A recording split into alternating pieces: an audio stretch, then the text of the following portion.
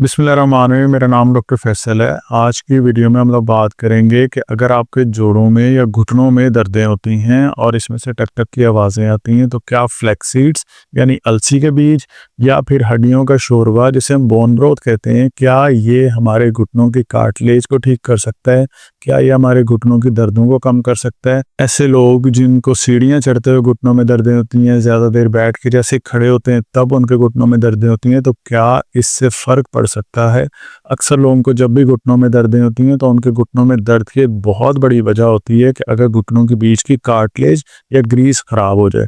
जब ये कार्टिलेज खराब हो जाती है तो हम जब भी मूवमेंट करते हैं तो हमें हमारे जोड़ों के बीच में इस तरह के जो नोकदार पॉइंट्स बनने की वजह से टक टक की आवाज़ें भी आती हैं और हड्डियां आपस में रगड़ती हैं। इनकी रगड़ की वजह से हड्डियां और ज़्यादा नोकदार होना शुरू हो जाती हैं और जब कभी हमें एक्सरे हम अपने करवा लेते हैं तो फिर हमें उसमें नज़र आता है कि हमारे घुटनों की या जोड़ों के बीच की स्पेस कम हो जाती है। अच्छा, अब जहाँ तक सवाल है ना कि हड्डियों का शोरबा या फ्लैक्स सीड्स ये कितना असरअंदाज होगा, क्या इससे फ़र्क पड़ेगा, ये डिपेंड करता है कि आपके जो घुटनों की कार्टिलेज लॉस हुई है वो कितनी लॉस हुई है या उसका डैमेज कितना हो चुका है। इसको ना हम डिफरेंट स्टेजेस के अंदर डिवाइड करते हैं, स्टेज 1, स्टेज 2, स्टेज 3 और स्टेज 4। अगर किसी शख्स की स्टेज 4 हो और वो एक्सपेक्ट करे कि मैं जस्ट फ्लैक्स सीड्स खाऊंगा और मेरे घुटनों के बीच की जो कार्टिलेज डैमेज हो चुकी है बिल्कुल वापस रिपेयर हो जाएगी, ऐसा पॉसिबल ही नहीं है। लेकिन इसमें जो इम्पॉर्टेंट चीज़ है वो ये है कि अगर आपके घुटनों की कार्टिलेज थोड़ी सी लॉस हुई है तो हम उसको वहाँ पे स्टॉप कर सकते हैं, इसे स्लो डाउन कर सकते हैं, आगे बढ़ने से बचा सकते हैं। जब भी घुटनों के अंदर प्रॉब्लम होता है, घुटनों के अंदर कार्टिलेज का प्रॉब्लम होता है, तो हमें दो मेन इश्यूज आते हैं। एक तो होता है ये हमारा जो कार्टिलेज है ये खराब होता है और दूसरा जो मेन इशू आता है वो आता है सोजिश का। इस तरह से हमारे जो है घुटने सूज जाते हैं, लाइक कुछ इस तरह से प्रॉब्लम आ जाती है कि हमारे घुटनों के अंदर सोजिश हो जाती है। अच्छा, अब अक्सर लोगों को फ्रंट साइड पे होती है और कुछ लोगों को घुटने की बैक साइड पे इस तरह से गिल्टी से फील होने लग जाती है, पीछे बैक साइड के ऊपर सोजिश फील होती है। अब ये दो इश्यूज आते हैं, एक तो कार्टिलेज लॉस हुई और दूसरा सोजिश बन गई। अब जो कार्टिलेज का प्रॉब्लम है ना, उसके लिए हमें जो दवाई चाहिए ना वो है कोलेजन। इसकी कोलेजन की आपको मेडिसिन भी मिलती हैं, लेकिन मैं आपको बताऊंगा नेचुरल वेज के इसको किस तरह से आप हासिल कर सकते हैं। और दूसरा क्या इशू है, इन्फ्लेमेशन। यानी एक कोलेजन है जिसको हम अगर लेना शुरू कर दें तो हमारी कार्टिलेज रिपेयर होना शुरू हो जाएगी, और दूसरा है कि हमारा कुछ ऐसी कोई चीज़ हो जो कि इस सोजिश को कम कर दे। जब सोजिश कम हो जाएगी तो घुटनों के अंदर खून का बहाव अच्छा हो जाएगा और घुटनों की जो क्रीज है, जो कार्टिलेज है, ये रिपेयर होना स्टार्ट हो जाएगी। अब कोलेजन का जो बहुत अच्छा और रिच सोर्स होता है वो होता है हड्डियों का शोरबा या फिर हड्डियों की यखनी। आपको इसके अंदर ना डिफरेंट मटेरियल्स मिलते हैं, डिफरेंट ऐसी चीज़ें मिलती हैं जो कि आप मेडिसिन फॉर्मेट के अंदर लेते हैं, जिसमें कोलेजन है, जिसमें जेलेटिन है और जिसमें ग्लूकोजामाइनोकॉन्ड्रोटिन है। ये डिफरेंट इस तरह के कंपाउंड्स हैं जो कि आपको हड्डियों के शोरबे या बोन ब्रोथ के अंदर मिलता है। आप ऑनलाइन अगर इंटरनेट पे पढ़ेंगे या सर्च करेंगे तो आप हैरान हो जाएंगे कि हड्डियों का शोरबा या बोन ब्रोथ है कितनी ज़्यादा क्वांटिटी के अंदर कोलेजन रखता है। तो आपने कोशिश करनी है कि हफ्ते में 2 या 3 दफ़ा जो है ना आपने लाजमी बोन ब्रोथ का इस्तेमाल करना है। ये आपके हड्डियों के अंदर कोलेजन की कमी को पूरा कर देगा। अब दूसरा सवाल है कि क्या इन्फ्लेमेशन या सोजिश को हम ठीक कर सकते हैं या फिर इस तरह से जो गिल्टियाँ बनी रहती हैं। तो इसके लिए जो बेहतरीन है, और मुझे मेरे क्लिनिक पे पेशेंट्स ने आके बताया मुझे कि जब से हमने फ्लैक्स सीड्स को इस्तेमाल करना शुरू किया है, अलसी के बीज को इस्तेमाल करना शुरू किया है, हमारे घुटनों की सोजिश कम होना शुरू हो गई है। फ्लैक्स सीड्स को इस्तेमाल करने का तरीका होता है, इसको डायरेक्टली आप चम्मच भर के नहीं खा सकते। इसको जब भी आपने इस्तेमाल करना है तो इससे पहले हल्का सा आपने रोस्ट कर लेना है। रोस्ट करने के बाद आपने इसका पाउडर बना लेना है। जब आपने इसका पाउडर बना लेना है तो अब इस पाउडर को भी डायरेक्टली नहीं खाना है। आधा चम्मच इस पाउडर का लेना है, आपने डाल देना है दही के अंदर और दही में मिक्स करके उस दही को खा सकते हैं। उसके अलावा आप सैलड को स्प्रिंकल करके खा सकते हैं। तो खाने का डायरेक्टली आपने इसको यूज़ नहीं करना। डायरेक्टली यूज़ करेंगे तो ये हजम नहीं होगा, आपके डाइजेस्टिव सिस्टम को ख़राब कर देगा। तो अगर आप फ्लैक्स सीड्स का इस्तेमाल करते हैं तो ये आपके घुटनों की सोजिश को कम करेगा, और अगर आप कोलेजन का यानी कि बोन ब्रोथ का इस्तेमाल करेंगे, हड्डियों के शोरबे का इस्तेमाल करेंगे, तो ये आपकी कार्टिलेज को रिपेयर करना शुरू करेगा।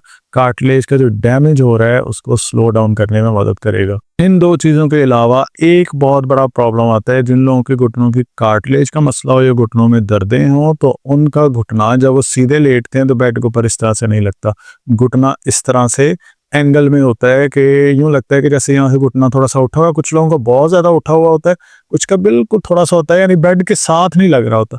जब ये बेड के साथ नहीं लग रहा होता तो आपको घुटनों में अकड़ाव का मसला होता है। जिस किसी को भी घुटनों में अकड़ाव का मसला हो और सर्दियों में ये मसला बहुत ज़्यादा बढ़ जाता है। इस अकड़ाव के लिए ना तो बेहतरीन कोई दवाई है और ना ही ग़िज़ा है। इसे आपने ठीक करना है वर्जिश से और थेरेपी की मदद से। अगर आप किसी थेरेपी सेंटर नहीं जा सकते ना, तो फिर इस तरह का ना एक हॉट पैक घर में रख लें। ये इलेक्ट्रिकल हॉट पैक होते हैं।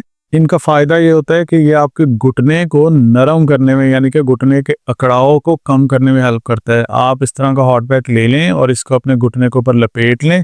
और अगर आप चाहें तो ये इलेक्ट्रिकल हॉट पैक, इसके अंदर डिफरेंट सिस्टम्स होते हैं कि आप इसको कंट्रोल कर सकते हैं कि कितनी हीट लेनी है, कितनी गर्माइश लेनी है, कब ऑफ करना है, कब ऑन करना है, आप इसके ऊपर कंट्रोल कर सकते हैं। ज़्यादा हीट हो जाए तो ये खुद ब खुद भी ऑफ हो जाता है।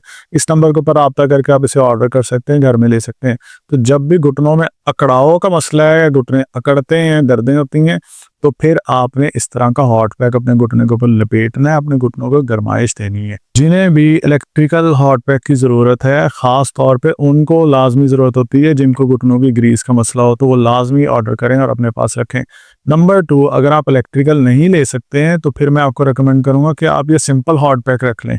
इसको इस्तेमाल करने का तरीका, अब ये इलेक्ट्रिकल नहीं होता, इसके अंदर जेल भरी हुई होती है और साइडों से इस कपड़े के ऊपर सिलाई की हुई होती है। तो इसका तरीका ये होगा कि आपने इसे ओवन में रखना है तकरीबन कोई 20 सेकंड के लिए। ओवन में रखने के बाद फिर इसको निकालें और घुटने के ऊपर आपको जिस पॉइंट के ऊपर दर्द हो रही है वहाँ पे लपेट लें।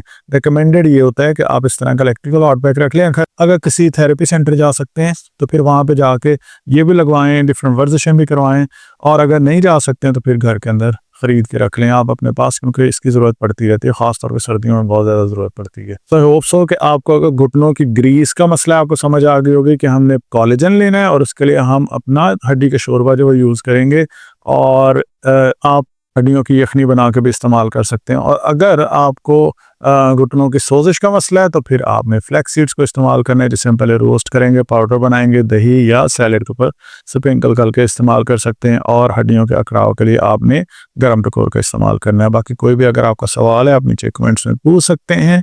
इसके अलावा अगर आप मुल्तान से तो आप मेरे क्लिनिक पे विजिट कर सकते हैं। मुल्तान के अलावा अगर किसी और शहर से हैं तो नीचे जो व्हाट्सएप नंबर दे रहा हूँ या फिर इसी व्हाट्सएप नंबर के ऊपर ही आप रब्ता करके मेरे साथ डायरेक्टली वीडियो कंसल्टेशन भी कर सकते हैं, जिसमें आप अपने एक्सरेज शेयर करेंगे और मैं आपके एक्सरेज देख के आपको गाइड कर दूंगा कि आप इनमें से कौन सी स्टेज के ऊपर हैं और आपको किस तरह के इलाज की ज़रूरत है। हड्डियों का मसला है या कार्टिलेज का मसला है तो खामखा में पेन किलर दवाइयाँ लेके अपना टाइम ज़ाया भी ना करें और अपने मैदे को भी ख़राब ना करें। पहले आप कोशिश करें कि बिना मेडिसन, यानी कि गरम टकोर से, खानों से, ग़िज़ा से, एक्सरसाइज से दर्द कम करने की कोशिश करें। अगर दर्द कम नहीं हो रहा है फिर आप मेडिसिन की तरफ जा सकते हैं, लेकिन मेडिसिन के इनटेक से या दर्द वाली दवाइयाँ खाने से अगर आपके जहन में है कि आपके घुटनों की कार्टिलेज दोबारा बन रही है, घुटनों की ब्रीस दोबारा बन रही है, आपके घुटनों की दर्दें मुकम्मल तौर पे ठीक हो जाएंगी, तो ये सिर्फ आपका वहम है, इस तरह का कुछ भी नहीं होता है। तो आपने अपनी ग़िज़ा को ठीक करना है, एक्सरसाइज सही करनी है। इसके अलावा अगर आप देखना चाहते हैं कंप्लीट ग़िज़ा घुटनों की ग्रीस के लिए डाइट प्लान के किस तरह की चीज़ें आपको खानी चाहिए, इस पर मैं ऑलरेडी बड़ी डिटेल वीडियो बना चुका हूँ, साइड पे पिन कर रहा हूँ, इसे क्लिक करें और उस वीडियो पर देख सकते हैं।